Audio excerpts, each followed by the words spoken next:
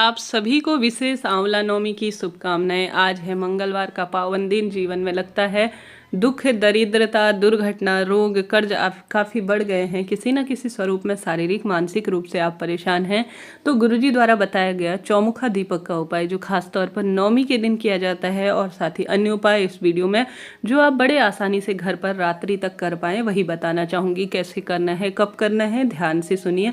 देर न करते हुए शुरू करते हैं। पहला उपाय जिसमें गुरुजी कहते हैं सिर्फ नवमी तिथि के दिन आटे का आपको दीपक बना लेना है। जो व्यक्ति किसी न किसी स्वरूप से दुर्घटना, रोग, कर्ज, वैवाहिक अड़चन, संतान संबंधी परेशानी, किसी ने कुछ कर दिया है ऐसा आपको लगता है तो चौमुखा दीपक आप बना लें श्री नरसिंह भगवान का नाम लेकर। किसका नाम लेना है? श्री नरसिंह भगवान का नाम लेकर आप सभी को उस आटे के दीपक के अंदर तिल्ली का तेल और सरसों का तेल भर लेना है। हालांकि कभी भी कोई भी दीपदान किया जाता है तो उसमें तेल जो है मिलाया नहीं जाता, दो तेल एक में नहीं डाले जाते, परंतु यह एक विशेष उपाय है, यह एक विशेष जो है नियम है, उतारा है, जिसके तहत यह विशेष कार्य किया जाता है। कैसे करना है ध्यान से सुनिए। जो व्यक्ति रोगी है, बहुत अधिक रोगग्रस्त है, दुर्घटनाग्रस्त है, उसके ऊपर से 4 बाती अलग अलग लगानी है। इस बात का भी ध्यान रखें, 4 बाती अलग अलग लगाएं, यह नहीं कि क्रॉस करके लगा लें। 4 बातियाँ अलग अलग लगानी है और आटे का ही दीपक बनाना है, इसमें विशेष इस बात का भी ध्यान रखना है। आप सभी को सरसों और तिल्ली का तेल उस दीपक के अंदर भर लेना है। भरने के बाद उस व्यक्ति के ऊपर से, कोई भी व्यक्ति, छोटा हो बड़ा हो, कोई भी व्यक्ति हो, उसके ऊपर से 21 बार नरसिंह भगवान का नाम लेकर उतारा कर लेना है। उतारा करने के बाद आप सभी को इस दीपक को ले जाकर किसी भी जो है अपने घर की जो देहली होती है ना, किसी भी नवमी के दिन कर सकते हैं। आज विशेष दिन है तो करना ना भूले। तो अपनी घर की देहली में पहले जो है जलाए नहीं, पहले उतारा कर लीजिएगा, तभी जो है, नहीं तो कोई दिक्कत हो सकती है। तेल भरने के बाद उतारा कर लीजिए, फिर घर की चौखट के थोड़ा सा बाहर इसे पूर्ण रूप से प्रज्वलित कर लीजिए। प्रज्वलित करना अर्थात जला लेना है और नरसिंह भगवान का नाम लेना है। शाम के समय कर लीजिएगा, बहुत अधिक आपको लाभ मिलेगा। यह हो गए पहले दीपदान विशेष दीपक के उपाय की जो उतारे से संबंधित है। आप इसे जरूर से कीजिएगा और साथ ही विश्वास रखें, गुरुजी प्रदीप मिश्रा जी के ही उपाय आपको बताए जाएंगे, कोई मनगढ़ंत उपाय नहीं बताए जाते। आप सभी इन उपायों को गुरुजी की आवाज़ में सर्च कर भी सुन सकते हैं, कोई दिक्कत की बात नहीं है। यह हो गई पहले उपाय की बात। दूसरा जिसमें गुरुजी कहते हैं अगर आपके पास आंवला का पेड़ नहीं होने की स्थिति में आप सभी को आंवला का चित्र चांदी के स्वरूप में बनवा कर दान कर सकते हैं। सामान्य सरल तरीके से श्री हरि विष्णु की पूजा कर सकते हैं। वह भी जो है आंवला वृक्ष में वास करते हैं। आंवले की टहनी लाकर वास जो है आप कर सकते हैं। गेरू इत्यादि से बनाकर भी उसका पूजन उपाय इत्यादि कर सकते हैं, कोई दिक्कत की बात नहीं है।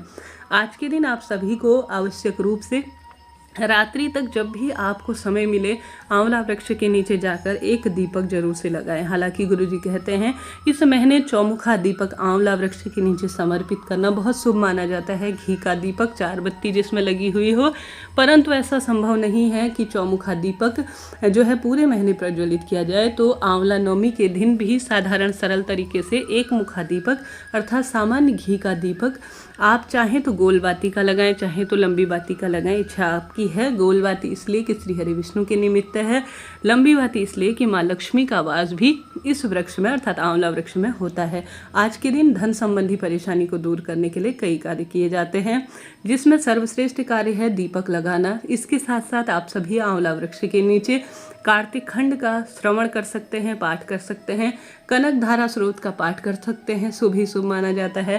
साथ ही आप सभी आवश्यक रूप से थोड़ा सा जो है आंवला वृक्ष का पूजन पाठन करने के बाद गुरुजी ने यह भी कहा है कि हरिहर महादेव का नाम लेकर 1 चुटकी हल्दी अगर आंवला वृक्ष के नीचे समर्पित कर सकते हैं, जल का लोटा समर्पित कर सकते हैं, तो शुभ ही शुभ माना जाता है। साथ के साथ आप सभी को आंवला वृक्ष की छाल अर्थात अपनी छोटी उंगली से जो थोड़ा सा बड़ी उंगली होती है, जैसे रिंग फिंगर कहा जाता है, मिडिल फिंगर, जिसे अनामिका उंगली, चीटी उंगली गुरुजी कहते हैं, वह उंगली से आप सभी को और थोड़ा अंगूठे की मदद से थोड़ा सा अपने पल्लू में या अर्थात अपनी साड़ी के, अपने सूट के पल्लू में आवश्यक रूप से थोड़ा सा जो है आंवले की जो छाल होती है वह लेकर घर आ जानी है।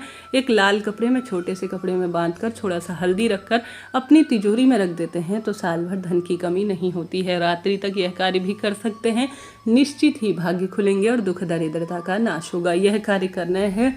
बात हो गई 2 उपाय की, अब बात कर लेते हैं तीसरे उपाय की। तीसरा उपाय भी काफ़ी सरल है, जिसमें गुरुदेव कहते हैं हनुमान जी महाराज के मंदिर में खास तौर पर आंवला नवमी या कोई विशेष तिथि जब आती है, मंगलवार का दिन विशेष है। कलयुग में हनुमान जी महाराज प्रत्यक्ष देवता के रूप में वास करते हैं। आप सभी को चौमुखा दीपक बना लेना है। उसमें जो है लंबी बत्ती का प्रयोग करें या तिल्ली का तेल का प्रयोग करें या सरसों के तेल का या घी का। हनुमान जी महाराज सब स्वीकार करते हैं, उन्हें सब मान्य है। उसमें ज़रूर से लौंग का जोड़ा डालकर हनुमान जी महाराज के चरणों में आप सभी को ज़रूर से आज समर्पित कर आना है। चाहे तो घर पर करें, चाहे तो हनुमान जी के मंदिर करें, अत्यधिक शुभ है, बहुत श्रेष्ठ इसे माना जाता है। साथ के साथ हनुमान चालीसा का पाठ करना, हनुमान जी के चरणों में लड्डू, गुड़, तिल जो भी आपके पास है, केला इत्यादि का भोग लगाना भी सर्वश्रेष्ठ और शुभ कार्य के रूप में जाना जाता है। आज के दिन घर पर भी कोई सा भी सरल सा मंत्र उच्चारण करना शुभ ही शुभ माना जाता है। और साथ ही आज के दिन घर में नकारात्मक ऊर्जा दूर करने के लिए, रोग शोक का नाश हो, इसके लिए आप सभी को 2 लौंग और 2 कपूर अपने हाथ की हथेली में ले लेने चाहिए। लेकर आप सभी को रात्रि के समय घर में घूम जाना चाहिए। घर में घूमने के बाद आप सभी को घर के मध्य बिंदु अर्थात मिड पॉइंट में एक दीपक में इस लौंग और कपूर को प्रज्वलित कर देना चाहिए, जला लेना चाहिए। तत्पश्चात इसका धुआं, हल्का सा लौंग और जो है कपूर का धुआं पूरे घर में घुमाने के साथ रोग शोक कष्ट का नाश हो जाता है। आप सभी जानते होंगे आंवला नवमी खास तौर पर विशेष तिथि पर यह उपाय तत्काल काम करता है। कर देखिएगा, लाभ होगा, रोग दोष कष्ट कट जाएंगे और सब तरफ की बाधा दूर होगी। साथ के साथ आज गुरुजी ने बताया है 9:15 में, कितने बजे, 9:15 पर आंवले का दाना मिल जाए तो आंवले का दाना ले लीजिए। आंवले का चूर्ण मिल जाए तो आंवले का चूर्ण, आंवले की पत्ती या आंवला से संबंधित कोई चीज़ भी मिल जाए ना, तो उसे जल के लोटे में डाल लीजिए। डाल लिया, घर के मटके से ही भरें, इस बात का ध्यान रखें। कहीं जाने की ज़रूरत नहीं है, घर पर ही आप सभी को आवश्यक रूप से जो शिवलिंग विराजमान है, अपने घर में जो व्यक्ति बीमार रहता है, कोई हॉस्पिटल में है या कोई किसी स्वरूप में प्रभावित है, उसका नाम गोत्र बोलकर आप सभी को शिवलिंग पर 9:15 के विशेष समय पर आवश्यक रूप से जो जल है अर्थात आंवला मिश्रित जल है वह जरूर से समर्पित कर देना चाहिए। ऐसी मान्यता है, इससे रोग दोष कष्ट का शमन हो जाता है। साथ के साथ आप सभी जानते होंगे मंगलवार और आंवला नवमी और कार्तिक माह का विशेष दिन है। आप सभी को खूब खूब दीपदान करना है। सबसे पहले माता तुलसी के निमित्त दीपदान करें।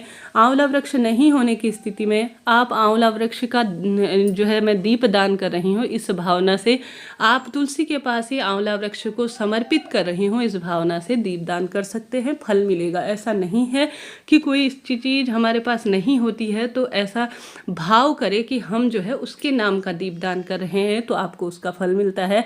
शिव मंदिर में भी कर सकते हैं, अपने घर की रसोई में पितरों के नाम का दीपक लगाना और साथ ही आज अन्नपूर्णा माता के नाम का दीपदान करना भी श्रेष्ठ फलों की प्राप्ति के लिए सहायक माना जाता है।